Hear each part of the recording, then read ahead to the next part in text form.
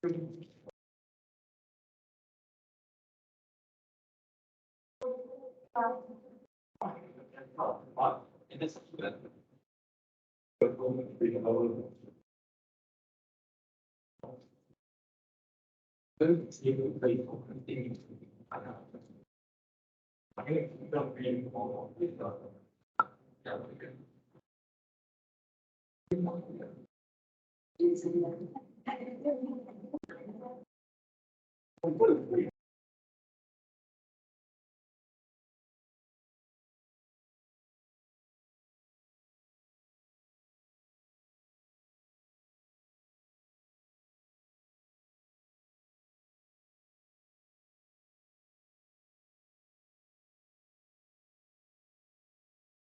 morning. Assalamualaikum everyone. Okay, good morning. So we have 4 students in class. Thank you for coming. Student in Teams, can you hear me?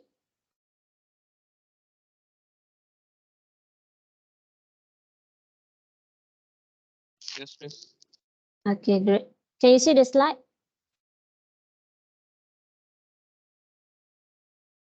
Yes. Okay, good. Now today I will proceed with the heat transfer heuristics.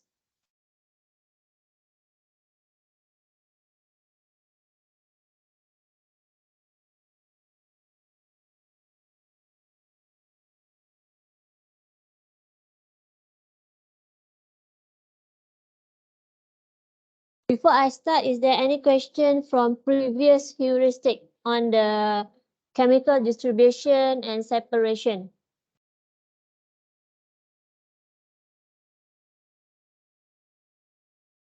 Clear? Okay, now I proceed with heat transfer in reactors. Okay, we focus on the reactor.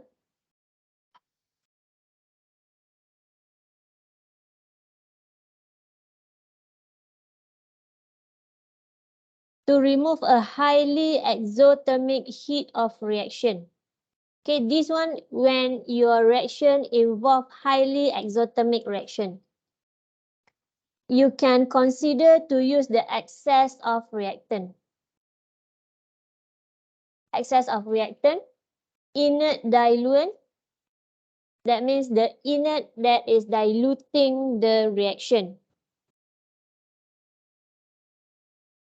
Okay, or you can use also cold shocks to reduce the temperature of the reactor.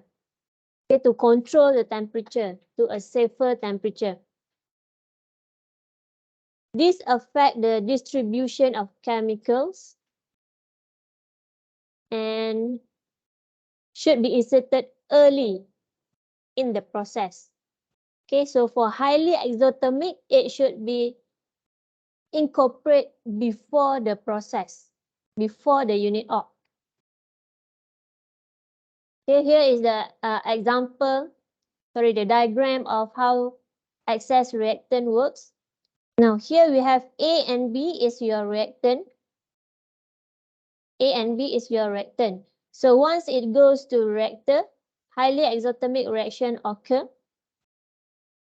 Then the separator, at the separator, it separates your product and the B. So B here being recycled to the inlet feed. That means B now is excess reactant. Okay, in the first, before the process run and you don't have the recycle stream yet, B should be in excess. Okay, then only you recycle them.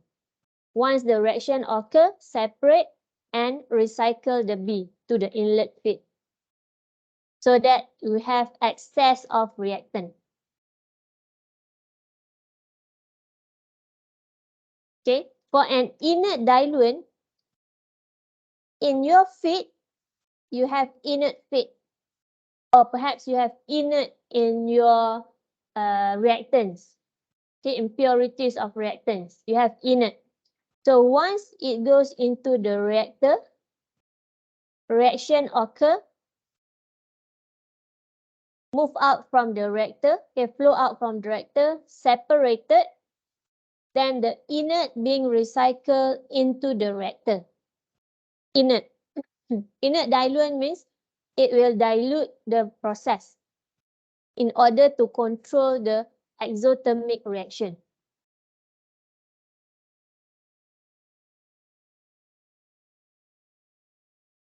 Okay, cold shots, when you have your reactor, one of the stream is in cold temperature, in low temperature. Okay, cold feed.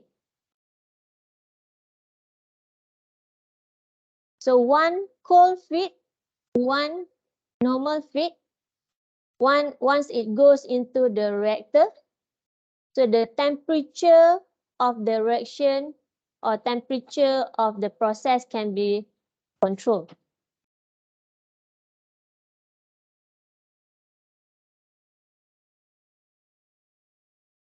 Okay, so there are three alternatives for highly exothermic heat of reaction. You can use excess of reactant, inert diluent, or cold shots. It is not limited to only one. Perhaps you can combine these methods. Okay, each method.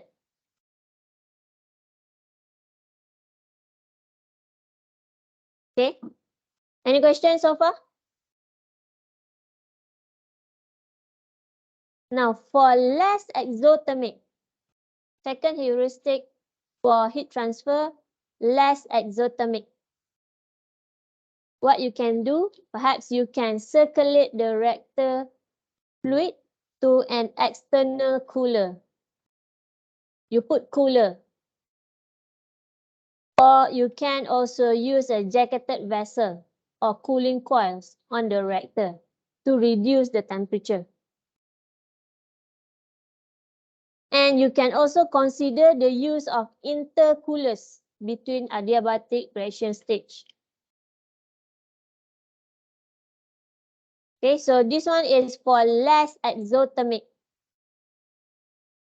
Previous one is for highly exothermic.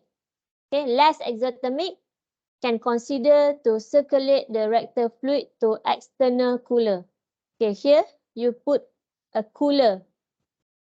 Circulate the fluid through the cooler, then you can control the temperature.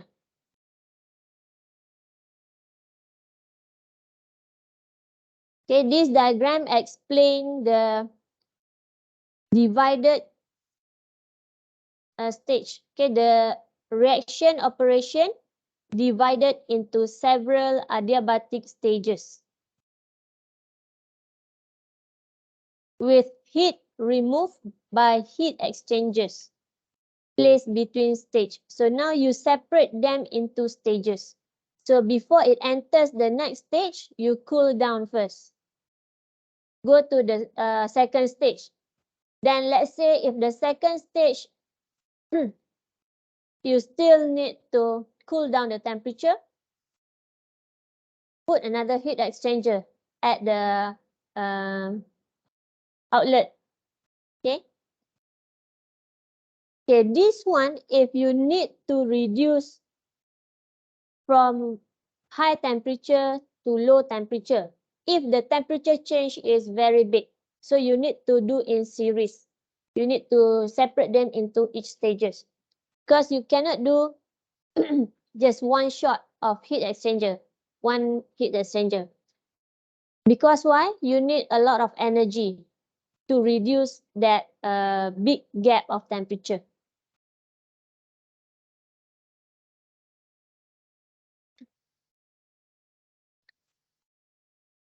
Okay, first one is high exothermic. This one is less exothermic. Now the third and fourth is for endothermic. Similar concept, but it is vice versa. Exothermic, you need a cold shot. So endothermic, you need hot shots, hot streams. Okay, so for this one, highly endothermic. again, you can consider the use of excess reactant, inert diluents, and hot shots. So in exothermic, it is cold shots. In endothermic, which is at a very low temperature, we supply hot shots, hot stream.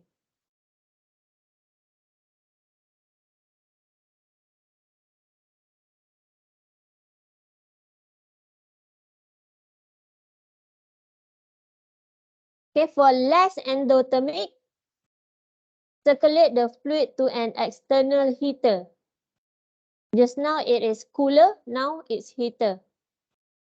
Okay, or heating coils. Consider the use of interheaters between the adiabatic reaction stage. Okay, instead of for exothermic, just now you put you need to reduce the temperature, you put cooler, now you put heater. Okay, so what I can conclude over here,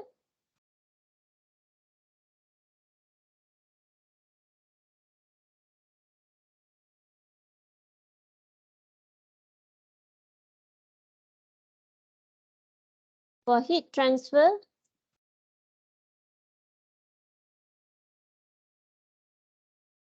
you have exothermic,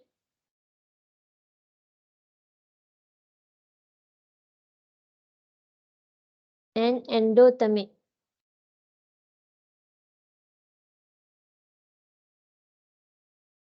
Exothermic, highly exothermic, and low or less exothermic. Same goes with endo, you have high and you have less or low. Okay, what you should do for highly exothermic? You can put excess of reactant,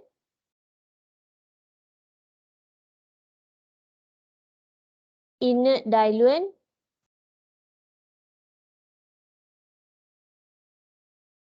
and cold shots, cold stream.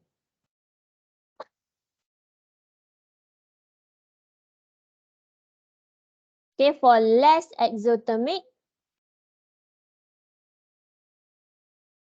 what you need just now? Circulate the fluid to external cooler. Perhaps you can use external cooler.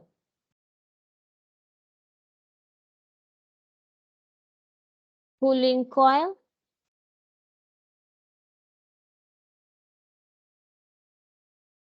Jacketed vessel.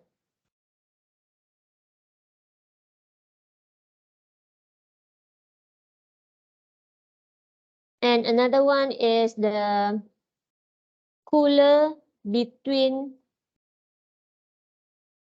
stages.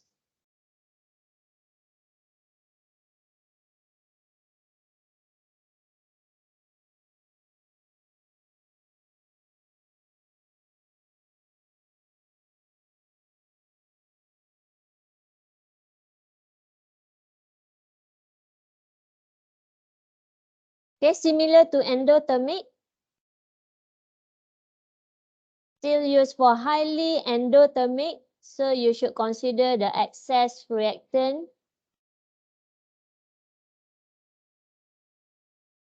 inert diluent, and hot shots.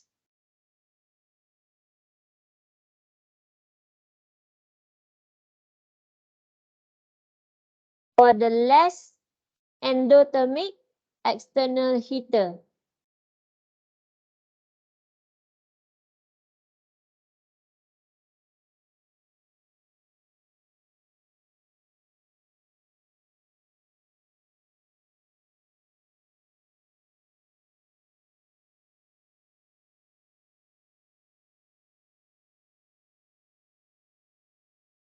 Then heater between stages.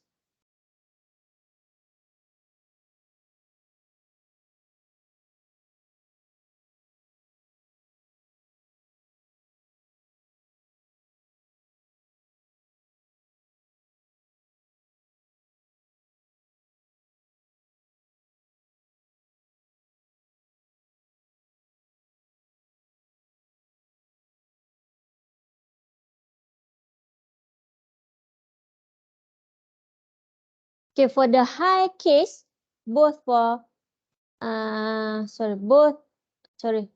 for exo, high case, exo and endo, you should include those alternatives before the process.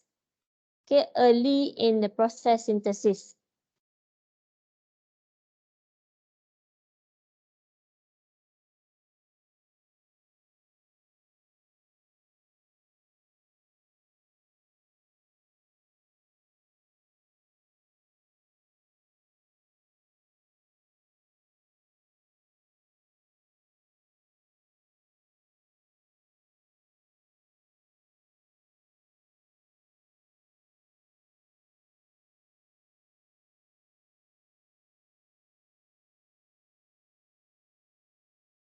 Any question so far? Yeah. Student in terms, if you have question on your mic, because I put in slideshow, I cannot read the chat.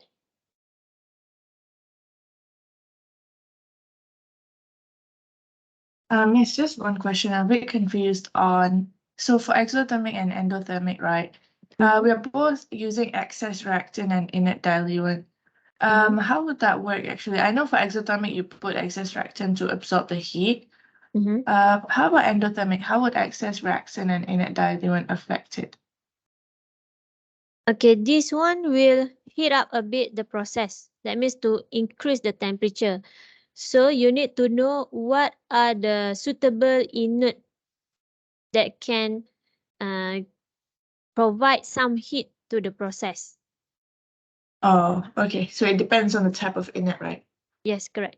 Oh, okay. Thank you, Miss. Okay, a student in class, question from Haliza just now. She asked how to determine for the endothermic, how the excess reactant and inert diluent works. Because in exothermic, we know inert diluent and excess reactant will lower down the temperature. So in endothermic, it will increase the temperature a bit. So you will need to choose suitable inert which can heat up a bit the process.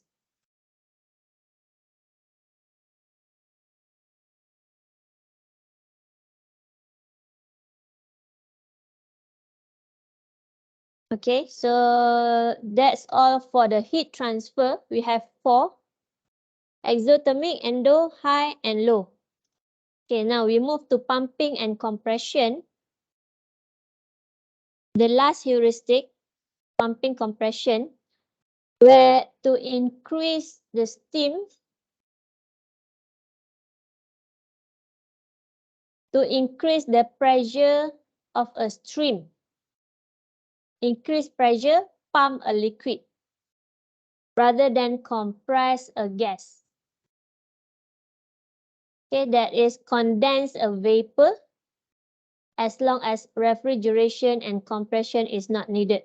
Okay, before the pumping. Okay, in normal case, in common case, for vapor, if you need to increase the pressure of the stream, consider to condense the vapor into liquid first, then pump the liquid. Okay, the key word over here is to increase the pressure of a stream.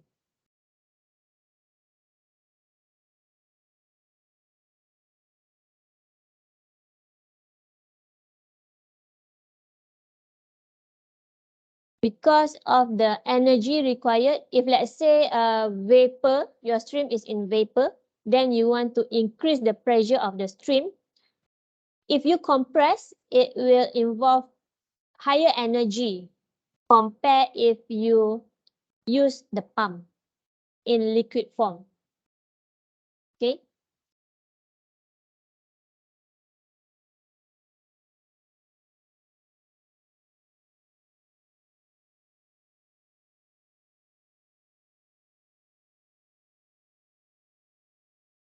Here, if you have vapor phase, then condense, change into liquid phase, then pump. Here is still liquid. Then if you need your final product to be in vapor, evaporate back. Okay, because why? The focus is on the operation of the pump and the compressor. It needs a lot of energy and cost to compress the air. Okay, because here compressor pressure will change, temperature will change as well. So energy required over here is different compared to pump. If pump, pressure change. Common pump pressure change only. You need to flow, you need to push the flow to higher pressure, but the temperature remain. Okay. If you compress, pressure change, temperature change. Then this outlet, this trim on the piping design itself, you need to consider a specific type of pipe that can sustain this high pressure and high temperature.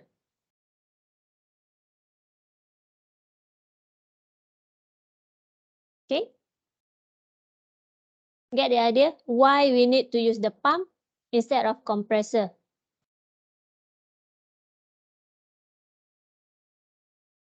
Steam, same. So steam is in vapor form, condense first into water, pump it. Let's say you need to move from one location to one location, right? So it is better to pump the liquid rather than compress the steam. Okay, here, this one. Let's say this is water. We pump the water from this tank into new tank. Okay, imagine this is steam.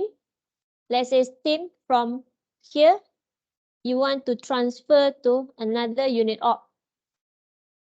So it is better to condense it into liquid form than pump rather than using compressor. Because the compressor, you will need a lot of energy. The pump itself, they have many types of pump.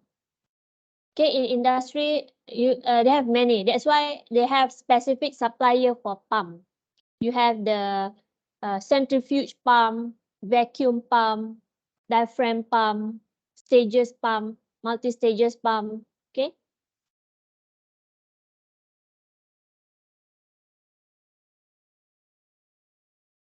What? Okay, in what condition you use compressor? It depends to your process. If your process, let's say, highly volatile, so you will need a very low temperature to condense it. Then you might consider to use compressor instead. So you balance out the energy and the costing.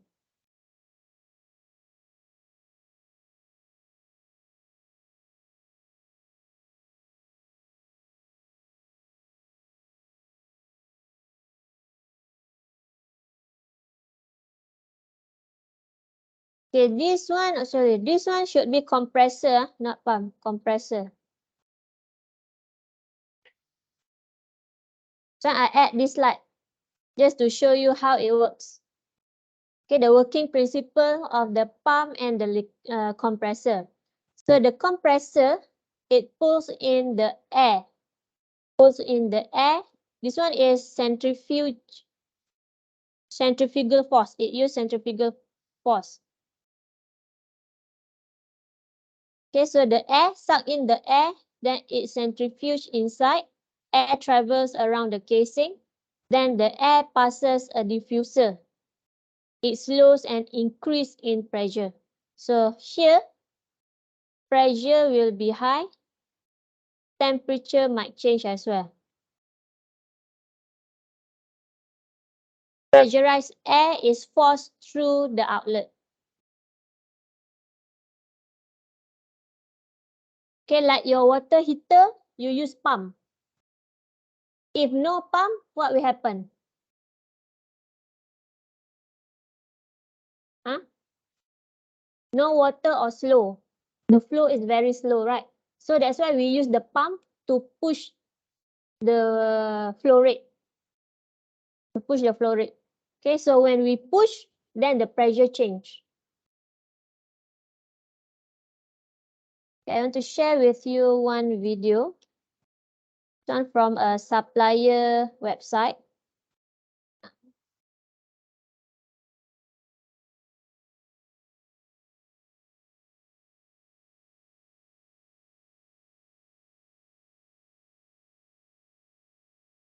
Okay.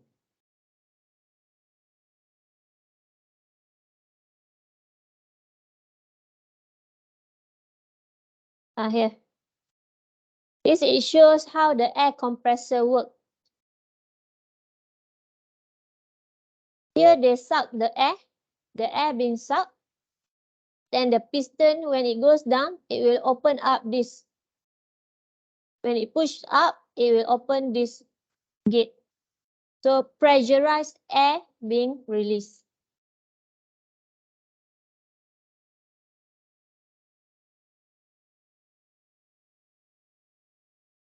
Okay, so this one is a basic principle of the compressor lah. Yes.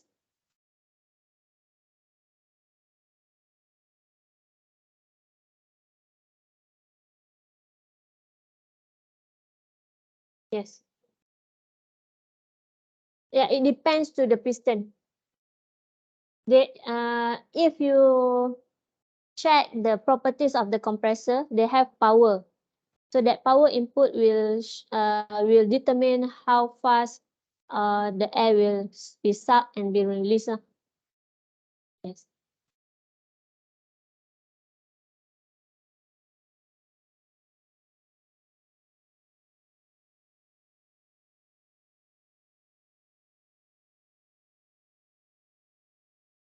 Okay, now we move. Okay, any question?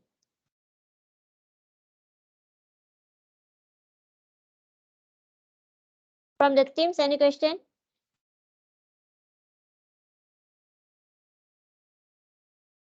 No, miss. Thank you. Okay, great.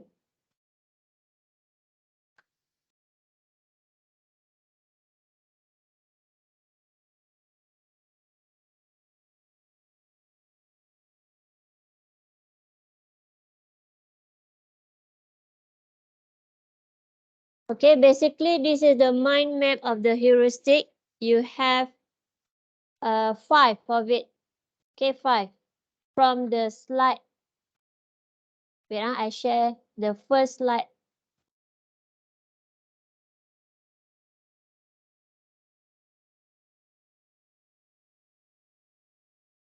This one. Okay, you have 5. Chemical reaction, mixing and recycle. This is on the distribution of the chemicals. Then separation. Number 4 is the heat transfer part. Okay, number 5. This one is task integration. Okay, now this one described with the mind map just now.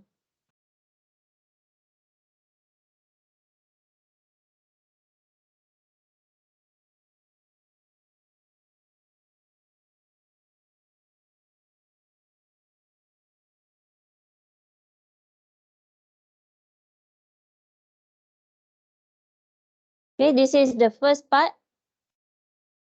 Second part. Third is the separation. Fourth.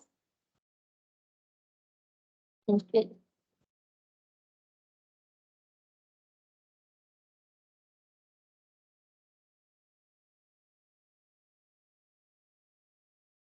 Okay, so here it summarized already the main point over here. For the raw materials and chemicals, what to do. Distribution of chemicals. So these are the heuristics. Okay, separations. These are the heuristics. Heat transfer, the endothermic, exothermic, and the pumping and compression. Okay. Now we are done with the heuristics. There are few other heuristics. Okay, where from here, heuristic 12 to 20, separation involves solid. Okay, now this one focus on the solid. We can use crystallization and centrifugation and others. Okay, multiple effect evaporators. Heuristic 25 to 33, you can use heat exchanger, furnace, all these things. Okay, so this one you can read through.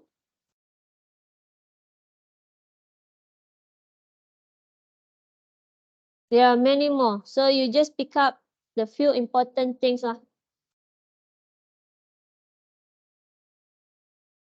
Okay, we take a break 5 minutes before I start this one.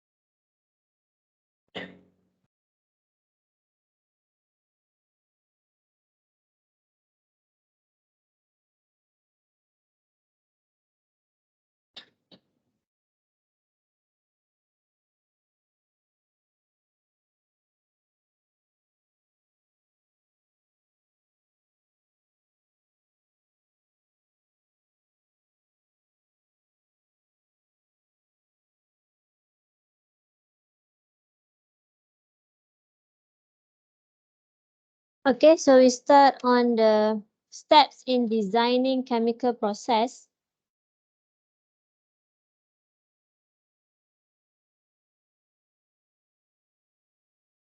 We have covered this in chapter 1 last time, the steps in product and process design, where we have the initial part, the part 1, part 1 which involve the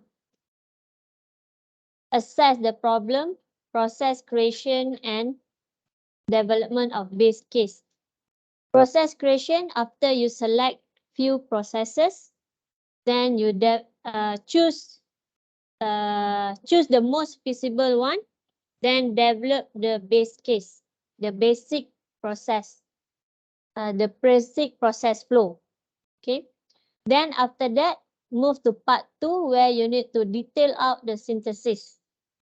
What equipment to use, what chemical to use.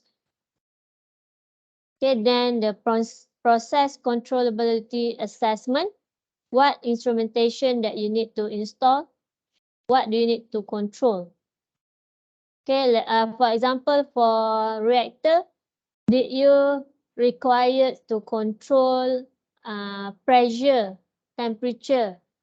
Is level important to control or not? Okay, is composition is important to control or not? Okay.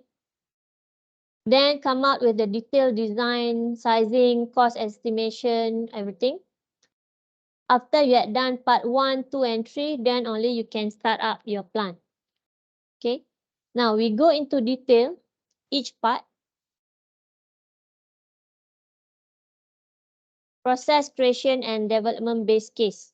Okay. Now for process creation, as we discussed earlier, so I just repeat the similar things where you should assemble data to support the design. Let's say you have been assigned to your PDP is ammonia, right? Ammonia.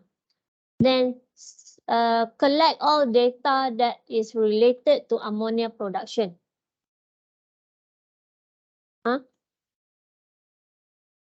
Urea, sorry. Urea. Okay. Urea. So select the data related to urea production. Then from there, experiments over here.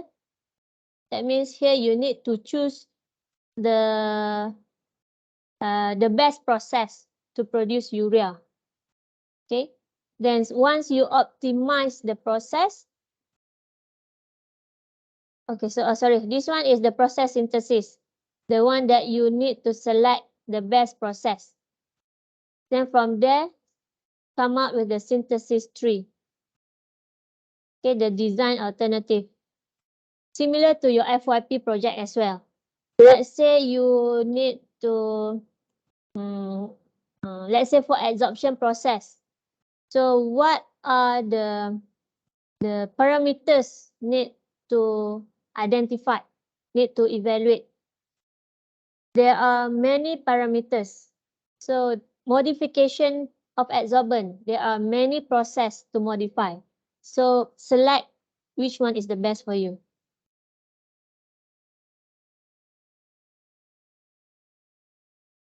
After that, you come out with the development of base case design. Once you select the most feasible process, then from there, develop the base case. Perhaps you can develop a basic process flow.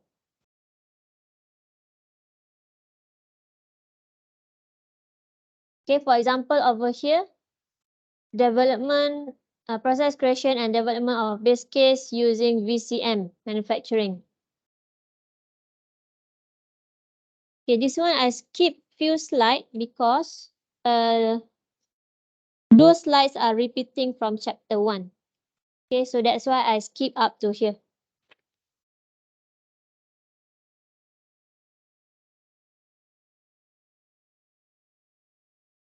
Slide before this slide we have discussed earlier in chapter 1. Okay. Now this is the synthesis step. This one, the important step 5. You will need to eliminate differences in molecular types. distribute the chemicals, and then eliminate the differences in composition, temperature, pressure, and phase, then integrate the task. Okay, we use VCM manufacturing as example, where you have a few possible reactions that can produce VCM. Okay, here listed 5 reaction paths. You can do direct chlorination of ethylene, okay, hydrochlorination of acetylene, thermal cracking of dichloroethane from chlorination of ethylene. This one, thermal cracking from oxychlorination. Okay, 5th one is the balance process for chlorination of ethylene. Now, from these 5 processes, main target is to produce the VCM. Okay, all can produce VCM, but all these reactions has different parameters, different considerations, different constraints, and also different byproduct. This one you have HCl. This one you have water as the byproduct. And the reactant as well. This you need Cl2. These two you need HCl. Okay, so in addition of the O2. Okay, so from these 5, filter out which one is the most feasible. Now, first step is to eliminate differences in molecular type. VCM is common, so you can get the infos from the any references. Okay, so these are the reactants or products produced from your process. We have acetylene, chlorine. Okay, list out all the chemicals involved, whether in reactant or in product. Okay, list out their properties, identify the chemical formula and structure. Next, to select the pathway. List out what is the reaction occur for each pathway. Okay, then list out the advantages and disadvantages. So from there, you can decide which one to be used later. Okay, this one as in general. We are not considering any detailed costing analysis yet, as in general. Okay, as in the infos that you can get. Okay, now advantages, it occurs spontaneously at few hundred degrees C. Spontaneously. So the reaction rate is fast. Disadvantages, it does not give a high yield of VC with simultaneously producing large amount of byproduct. Okay, lower yield, high byproduct. Half of the expensive chlorine is consumed to produce HCl as byproduct. Okay, so from this process, low yield, high byproduct.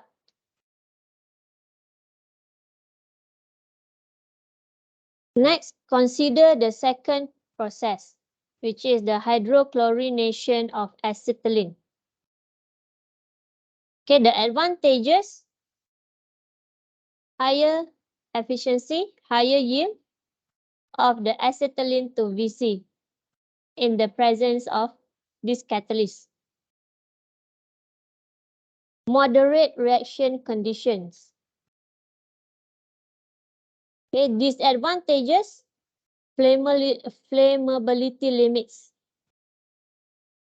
So here, this process, it has 2 advantages. And it produces higher yield. Okay, then we consider the next one. Thermal cracking from chlorination of ethylene. Okay, you react with chlorine first, ethylene, first step, move to second step. Then you'll get your product.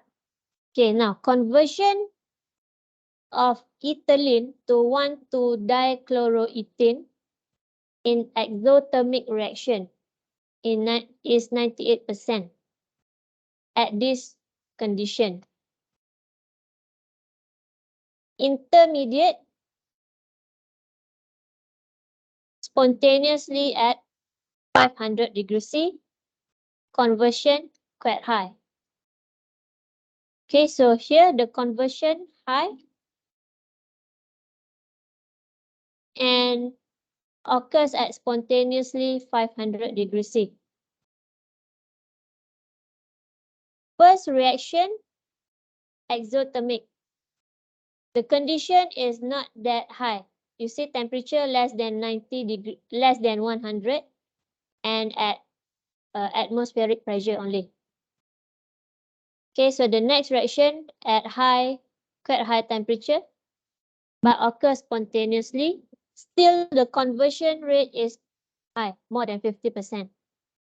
Okay, the disadvantages, half of the expensive chlorine is consumed to HCl, the byproduct,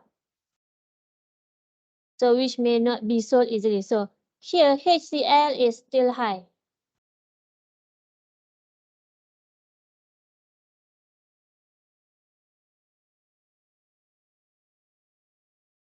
We want byproduct, how to say? We want the main product to be higher compared to the byproduct, right? Okay, next we consider the next one. Thermal cracking from oxychlorination. Here it involves ethylene, HCl, O2. Highly exothermic, achieve 95%. Okay, this one 95% in the presence of this catalyst, followed by pyrolysis step. One pyrolysis as reaction path 3. Now, excellent candidate when cost of HCl is low. So here, cost of HCl is low. Ethylene is your reactant. You need HCl, low cost. Oxygen, low cost as well. Conversion, high. So this might be considered. This reaction might be considered. So the disadvantages, economics dependent on cost of HCl. Okay, now the last reaction, balance process for chlorination of ethylene. Balance process. The advantages, combination of reaction path 3 and 4. The previous one. So all Cl2 converted to Vc. Cl2 all converted into Vc. No byproducts. Byproducts here is just water. Okay, so this one is a combination path 3 and path 4, which is, the 3 is this one. Okay, chlorination of ethylene and oxychlorination.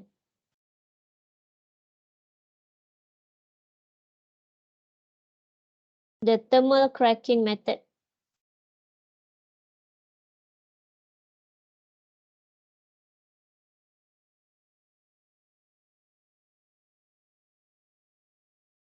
Okay, so from there you can conclude which reaction, which pathway that you can proceed.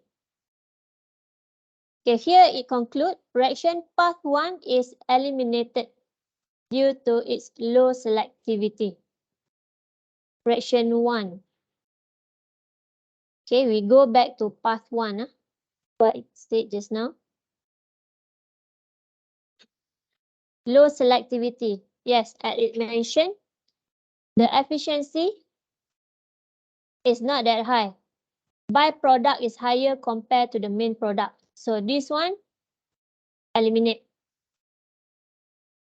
Okay, no need to consider.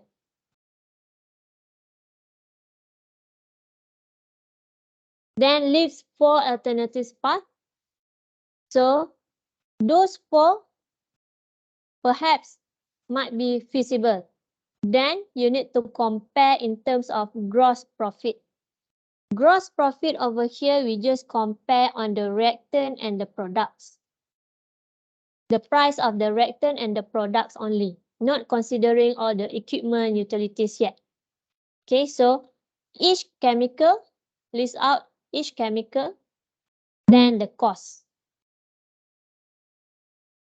Okay, for reaction 2, it involves ethylene. Sorry, it involves acetylene and HCl. Okay, so each process involves specific chemicals. So we go.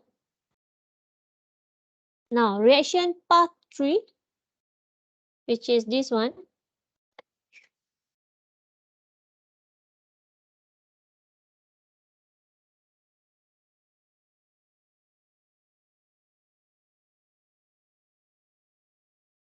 Reaction path 3, it involves ethylene and Cl. So list down the properties plus the cost. This is the reactant parts. Okay, reactant. This is on the products part.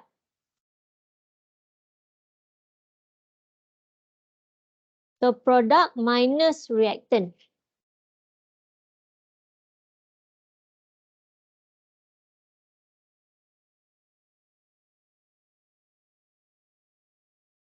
Okay, product minus reactant. Then you get the gross profit.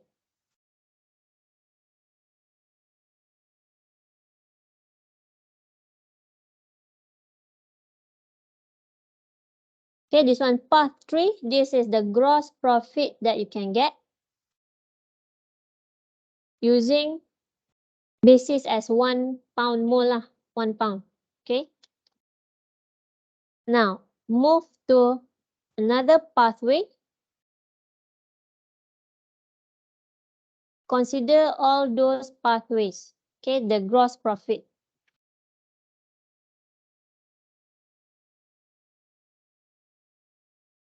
Okay, once you try to compute, do the same for pathway 2, 4, and 5. Okay, you can try to calculate lah. So from there, you can see which one is more feasible according to the gross profit.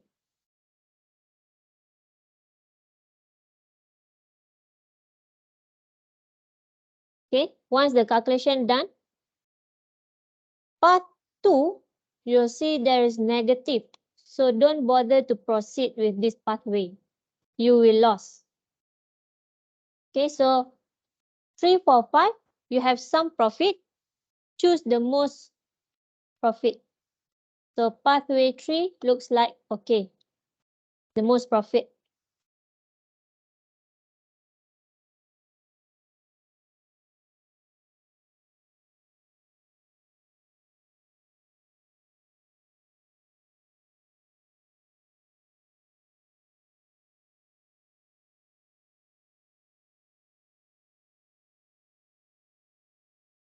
Okay, so now we choose pathway 3, this reaction. We create the preliminary flow sheet. Okay, this is the process diagram where you have your input, output, and the reaction occurs inside. Okay, so basically you need to show your input, output, reactions occur. Reactions involved.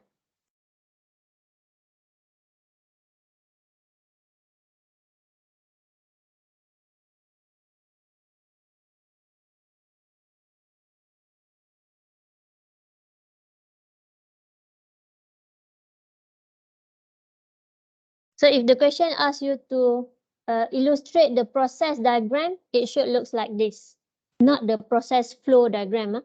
This one only the process diagram. Okay, the sketch of the general process.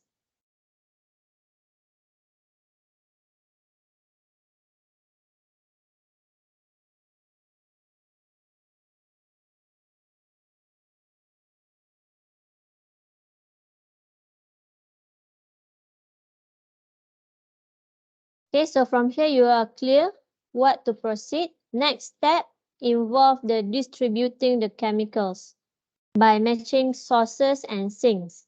Source the reactant, sinks are the products, the byproducts. Okay.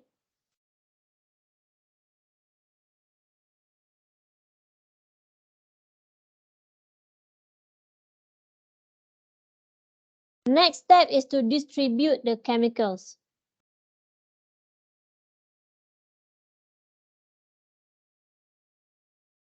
So how can you distribute the chemicals?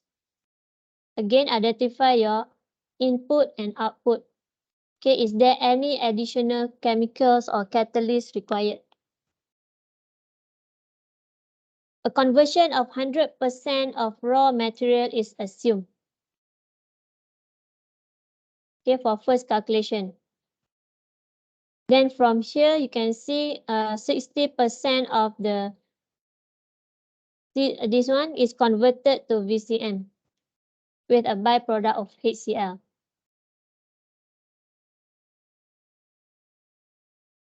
Okay.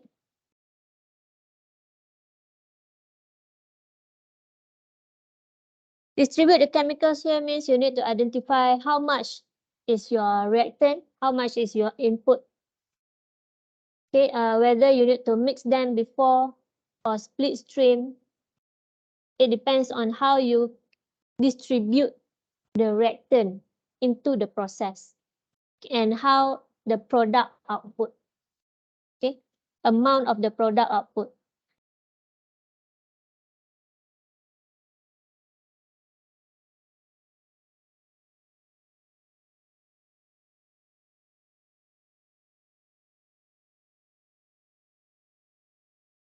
Okay, so I think I'll stop here. We'll continue next class perhaps on this step 3. Okay, because I need to rush for another class. Any question from the class or from the teams? No, thank you, Miss. Cannot hear. Thank you, Miss. No question. Sorry, student from teams. Wait, student from teams, I will turn off the mic. Okay, that's all in the teams. Thank you.